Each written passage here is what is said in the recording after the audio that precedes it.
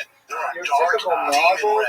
is somewhere between 50 Yeah, and 75,000 words They're in about length. edge. But mine, I've seen furry. The book that I published a couple of months ago, it's about 300 pages long, and it comes in at 69,000 words. So that means that this book that I worked on These since like ones I don't care about. It's them 1994, red devils. It's the red devils that bother me. And the tarantula hawks is a different level. just Well, an it's a incredible output. Yeah, tarantula hawks are Genius, ridiculous. fantastic research into the But language. the I whole mean, point to this and is what else is fascinating about it is Tom's because gonna win. he writes with an unusual sense of There you go. self, Right there. in which There you in the go. book Look at of the size Kings, of for that. example, which is not in his initial output, but his commentary in the book of Kings, he Man. says It looks like a big things dick. like, yeah, this is exactly the way it was when I lived in Lisbon.